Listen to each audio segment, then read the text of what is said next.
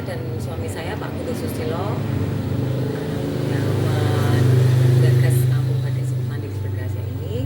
Kami mulai merintis batik itu dari tahun 2009. Ya. Kemudian kampung batik manding Berkreasi ini berdiri tahun 2018. Diresmikan oleh Kementerian Kominfo waktu itu. Sebelumnya, sebelum kami mendirikan kampung batik manding Berkreasi ini, kami turun ke desa-desa mengadakan pelatihan-pelatihan dari anggaran desa dari untuk pemberdayaan masyarakat. Itu kurang lebih sudah sekitar 16 desa, 15 sampai 16 desa yang kita dampingi sampai tahun ini. Dari setiap desa tersebut oleh Pak Guntur Susilo dicari sejarah dan filosofinya, kemudian dibuatkan motif khas desa masing-masing. Dari sekian banyak bidang, kenapa Ibu memilih untuk menekuni batik? Pertama, itu karena saya mencintai batik. Kemudian tujuan kami itu adalah melestarikan warisan budaya nenek moyang kita. Karena dengan perkembangan zaman dan teknologi, batik tradisional itu lama-lama mulai mulai terkikis ya. Iya. Ya, karena apa?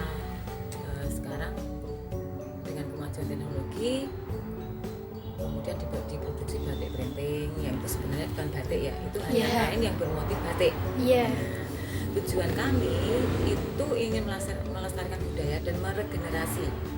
Karena harapan kita atau kekhawatiran kami itu 25 tahun yang akan datang atau 50 tahun yang akan datang, masihkah ada membatik tradisional?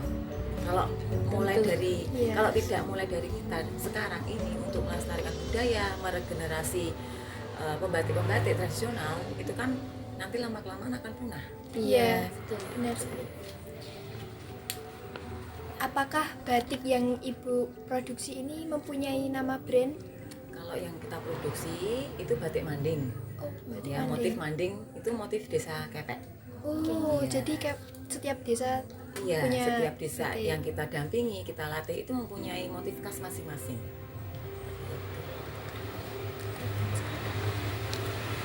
Motif batik apa saja yang Ibu buat selain batik manding dari Kepek? Motif yang dibuat Pak Guntur, sebenarnya bukan saya yang buat ya, tapi Iya. suami saya Pak Guntur. Jadi kita berdua itu nanti Pak Guntur yang di bagian motif dan gambarnya, kalau saya di bagian produksinya. Oh, bagian produksi. Ya, Kolaborasi. betul. Keren sekali. Banyak Mbak, motifnya itu ada motif Logandeng. Motif Logandeng itu di desa Logandeng, terus motif Gembuk itu di desa Gembuk Tepus, banyak ya, kurang lebih 15-16 desa itu. Nah, kita juga punya kamus motif batik yang dibuat oleh kakak-kakak dari Universitas UNY. Nanti akan saya tunjukkan seperti apa bukunya. Yeah. Itu koleksi motif-motif yang beberapa desa yang kita dampingi. Jadi di situ ada motifnya, filosofinya apa. Kesulitan apa saja yang selama ini Ibu hadapi dalam membatik? Kalau kesulitan proses membatik sih ya, kesulitannya ya mungkin kalau permintaan konsumen yang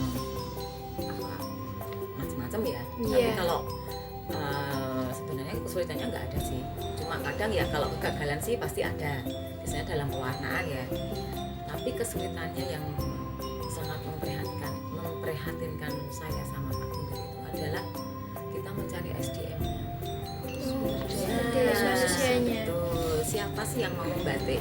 Iya, Bu. Gitu. Karena apa, membatik itu kan memang yang pertama harus mencintai dan memang harus telaten, sabar, ya kan, dan fokus. Karena apa, membatik itu sudah prosesnya panjang dan lama. Kita butuh ketelatenan, kesabaran, dan hasilnya tidak instan seperti itu. Jadi untuk mencintai batik, ya mungkin kalau pakai cinta ya senang ya, Iya. tapi kalau untuk membuat atau belajar itu memang betul-betul harus dari niat dan kemauan yang besar.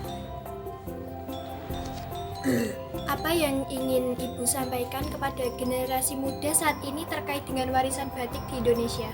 Ya, sebenarnya ini bentuk perjuangan ya. Iya. Berjuang itu tidak harus kita mengangkat senjata, Iya. tapi perjuangan melalui budaya. Ya, intinya kita harus melestarikan warisan budaya dengan cara yang pertama, kita mau belajar dulu dan kita gali potensi apa yang bisa kita gali untuk warisan budaya itu. Sebenarnya ini warisan yang sangat luar biasa dari nenek moyang kita, membatik, ya kan? Karena membatik itu bukan sekedar hanya memakai kain batik, karena setiap motif itu nenek moyang dulu itu membuat batik itu tidak hanya sembarang motif. Jadi setiap motif itu ada pesan-pesan, Filosofinya. ya filosofinya, pesan-pesan moral gitu. Jadi pakai batik ini, oh ya pesannya seperti itu. Pakai batik kamu itu pesannya kita persahabatan, kan? Seperti itu, ya kan? Setiap motif yang dibuat nenek moyang dulu kan ada ajaran-ajarannya di situ. Ya, karena menurut kami itu sekarang batik dan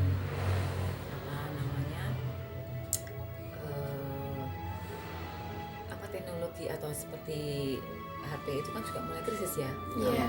Nah, internet itu kan sudah krisis hoax, Iya. ujaran kebencian, ya kan.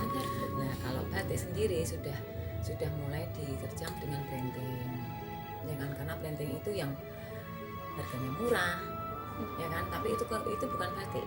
Kalau batik itu batik tradisional itu memang harus menggunakan malam, karena pakalnya menggunakan malam. Tuh, jadi sama-sama krisis ya. Maksudnya harapan saya untuk anak muda, marilah kita mulai mencintai batik, belajar membatik, karena di dalam proses membatik itu banyak sekali yang bisa kita pelajari di situ.